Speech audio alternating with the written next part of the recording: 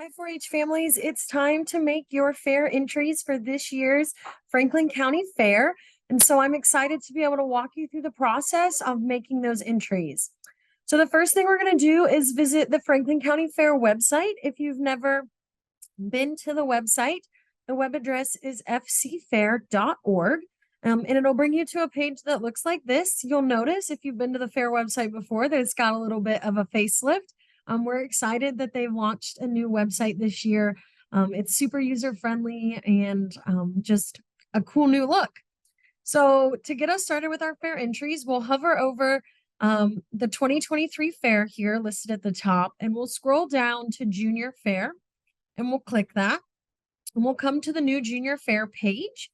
And on this page, there'll be some buttons down here that we can click to get to the fair book sections for our projects. So if you're taking a livestock project, you're going to want to click in the livestock category here, and you will find a list of all of the livestock projects that are offered, as well as the barn schedule, some general rules, things about the livestock sale, the thank you posters and things like that. All here under this livestock page is a great place to start if you're taking those projects to learn more about when your show is, when move-in is, what time weigh-in starts, things like that. Is a great place, all be found here. So if you're taking dogs, you'll find the dog information here as well. Horses, it will redirect you to the horse website at go.osu.edu/fchorse. Sorry. You will find that information here. And it has all of the horse forms that you'll need, stall requests, things like that on that website. And then if you're doing non-livestock projects such as cooking, STEM projects, things like that, that'll be under this 4-H non-livestock page. So when you click into this page, you'll see that there's 4-H livestock projects and communications listed. This is going to be the fair book for that section. So when you click into it, it'll have the criteria for the projects and evaluations and things like that. But then it breaks down by day what projects are being evaluated. You'll notice that on the pages, if there's a little star next to the end of the project, that just means that the project is eligible for the Ohio State Fair, which means that if you are awarded State Fair selection following your project evaluation, then you can move on to the Ohio State Fair if you wish. If there's extra information about your project that's important to know, that's going to be listed below the section of projects. Things like cats and ferrets and things like that have to have some specific vet paperwork signed. All of that is listed here. Things like clothing, there's information about some extra awards that are available. If you are taking food and nutrition, there's some information about your project here in the portfolio that is required for that project. So you kind of get the idea of all of the fair sections that we are having in this document. So read through it. If you have questions, please feel free to contact the extension office. We usually get a lot of questions on these self-determined projects. And so we've tried our best to give you a list down here of where your project would fit in on the day that it's being judged. But if you have questions, feel free to reach out to us. We're happy to answer anything we can and get you in the right section of judging. So once you've done all of that, you can decide if you're going to participate in special events. So in Franklin County, special events are some extra things that you can participate in beyond your 4-H project evaluation or your livestock project evaluation or show. So these special events are things like Dutch oven, veggie card derby, the arrangement challenge, things like that. And this fair book section is going to have all of the details regarding those special events in it. You'll want to read through this before you start making your fair entries, as you will need to add any special events that you are doing to your fair entry now, because once it has been approved in the system or accepted, you cannot add those into your entries. So it's important to read through this section, determine if you're interested in any of these special events so that you can get them added when you're ready to make your entries. So now that we have read all of the sections of the fair book, we are ready to make our entries. And so you can see that entries are open until June 3rd. So that is 11:59 p.m. on June 3rd. Your fair entries must be in. If they are not in by 11:59 on June 3rd, you are unfortunately not able to participate in the fair this year. So once you have all of your projects ready to go, you know what section of the fair books you need to be in, determine whether you're doing special events, things like that, you are ready to make your fair entries. So because we have a livestock project, we've read the livestock books. Because we have a non-livestock project, we've read the non-livestock books, and we've decided on our special events. So we are ready to make our fair entries. If this is your first time doing fair entries, or because we only do it once a year, you need some refreshers or some instructions, we can click the other fair forms here on this page and get to the instructions. So if you are participating in the Junior Fair Royalty Contest, your application and contracts and things like that all have to be uploaded with your fair entries. So that can all be found on this other forms section of the fair page or the fair website. But the most important thing we're going to look at today are these Junior Fair Youth Entry instructions. So we'll click into that, and it's got some information here if you have questions, who to contact, things like that. But it also has the link here that we need to make our fair entries. So we'll click website. You'll see a page that looks like this, and make sure that it says 2023 Franklin County Fair. And then you're going to see some options to sign in. If you are a 4-H member and you have a 4-H online registration or enrollment back before April 1st, you're going to sign in with this 4-H online button here. So we're going to click into this, and we are going to type in the email address for your account as well as your password and click sign in. So you're going to see something that looks like this on the welcome page, and we can go ahead and click begin registration. And you'll notice that it says on this page that your records have already been imported from 4-H Online. So what that means is that your 4-H enrollment back before April 1st now talks to the fair entry system. And so we can pull over some data already filled out for you to make this process a little quicker. So we're going to click begin registration, and it's going to ask if we want to register an individual. We're going to click individual, and it should bring over your 4-H online profile. So we are going to use Abigail Clover, and Abigail's profile is into the system. So we're going to click continue and then move on to this page. So here you'll have some general information about Junior Fair tickets. So again, this year, all Junior Fair exhibitors, 4-H members, Boy Scouts, and Girl Scouts will receive a free ticket to get into the Franklin County Fair. So there'll be more information on how to access your ticket at the end of this video, but also you can visit fcfair.org/tickets to get all of your extra tickets, week-long passes, season passes, vehicle delivery passes, single day tickets, things like that can all be found on the website. We're doing all electronic ticketing this year at the fair, which means that you'll receive a QR code in your email that serves as your ticket, and you can save that to your digital wallets if you have an iPhone, your Apple Wallet, or your Android wallet if you have an Android, or you can print that QR code out and just keep it with you to get in and out of the fair. The only tickets that will be paper tickets this year are the membership tickets, and that's because the Ohio Department of Agriculture requires it. So the membership ticket is a week-long pass to the fair, but it also allows you to vote in the Senior Fair Board election that happens at the end of the fair. So you'll need to go to the Senior Fair office to get that. They're $45, and you have to have your driver's license and be over 18 to purchase a membership ticket.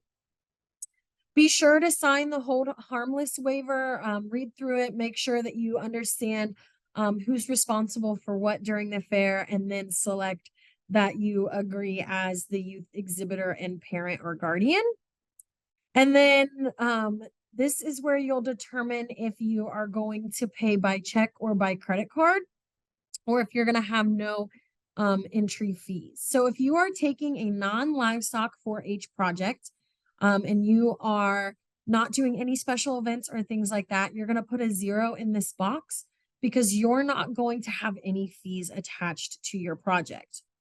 If you're taking a livestock project, you will have PIN fees attached to your entry. So you'll need to put in a 1 here if you are paying by credit card, or if you are paying by check, put in a 0 or put in a 1 as well. And it'll make sure that you get the correct total at the end of your entry to send in your check.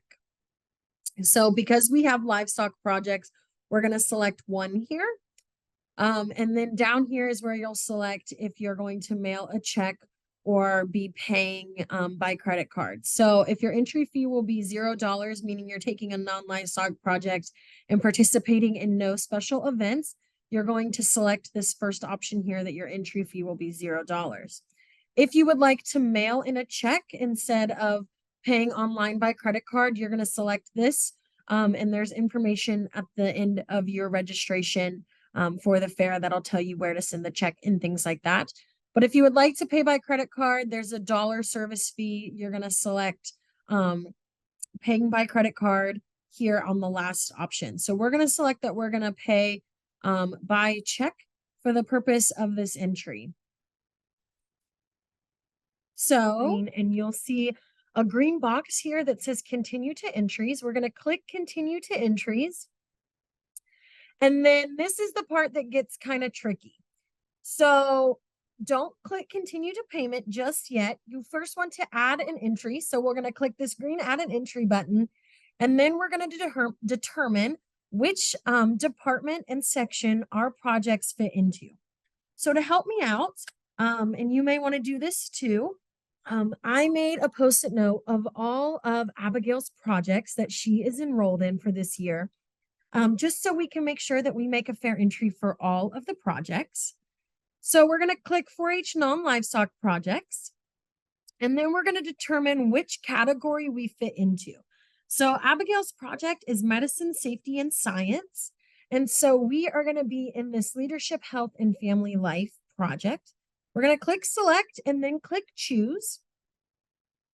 And you'll notice when this page loads that there'll be a list of other options for you to select your projects from. And we need to determine what our project area is. So we found it here. It's 354, medicine, science, and safety. And now we need to select the correct age division. And this is important. So this is your age as of January 1st, 2023. And so we're going to select the senior age division and then select continue.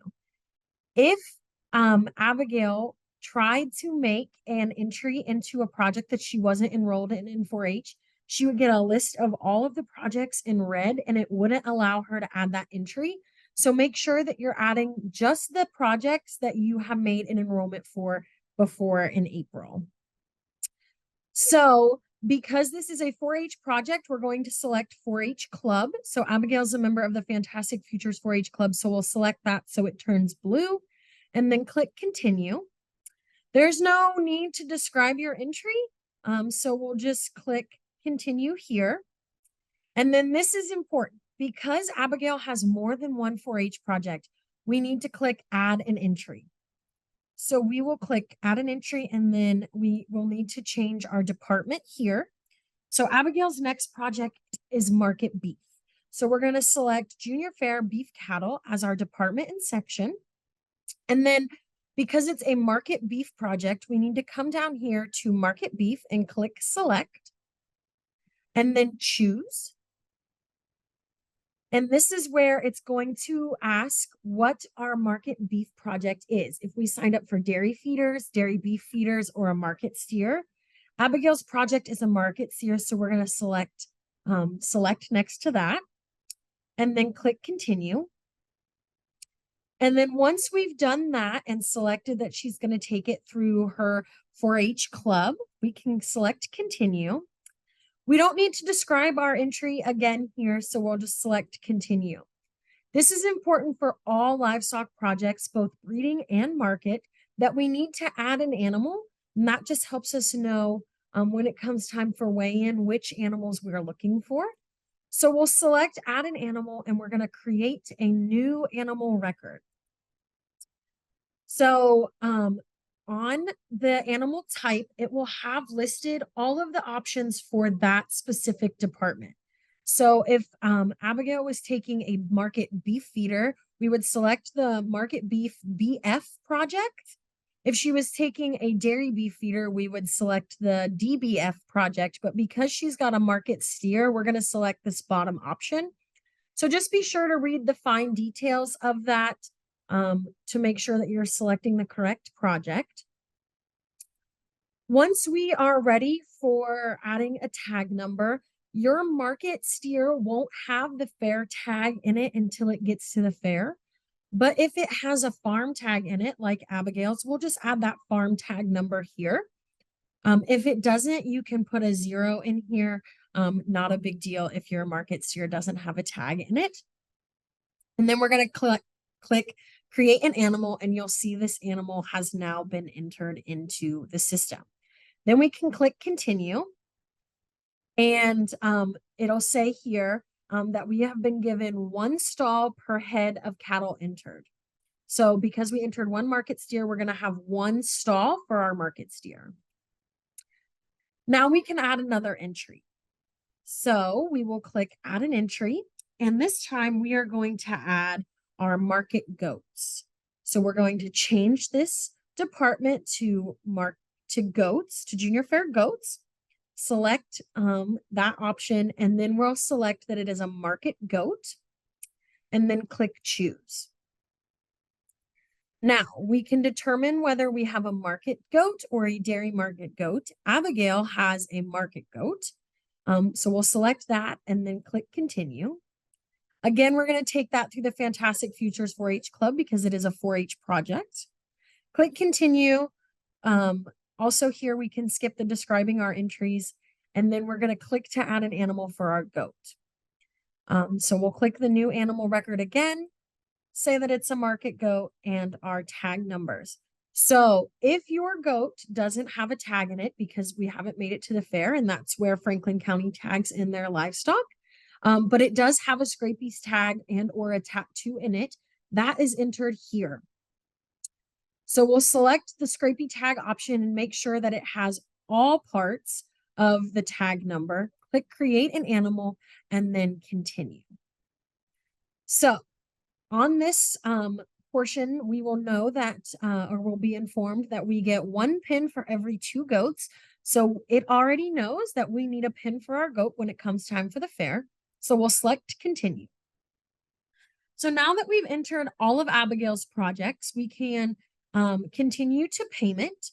But if you are a multiple 4-H member or junior fair participant family, you're going to want to click register another exhibitor. And that's because we need every member of your family entered into your invoice at the exact same time because you're using your 4-H online login.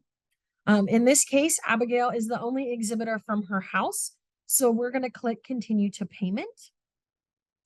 And it says that we owe $9. So we have our fees on there for paying for our livestock projects and things like that. If you want a detail of that, you can get that here. So it costs $4 for our market steer and $4 for our goat.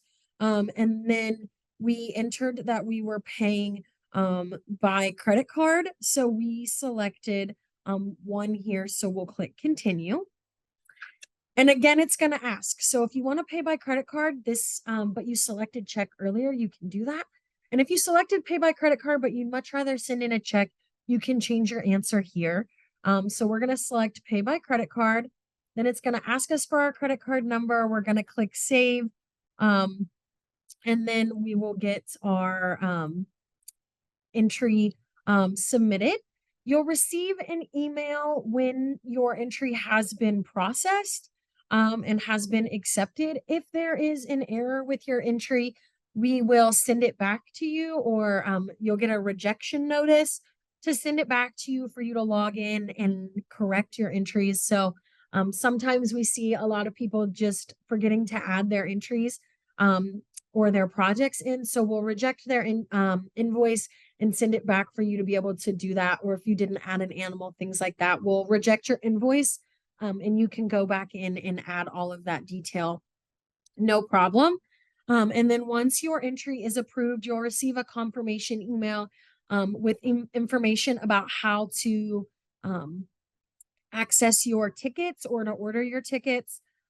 So that will all come in your follow-up email. And then if you have questions after you've made your entry or things like that, we are happy to continue to answer as many questions as we can to make this a smooth process. So feel free to reach out to Franklin County Junior Fair.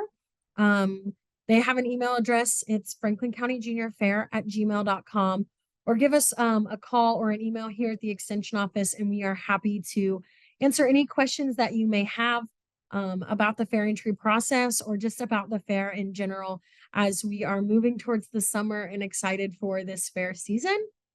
So with that, you've created your fair entries, you've paid your invoice and things like that. So you are successfully ready for the fair this summer, and we look forward to seeing you.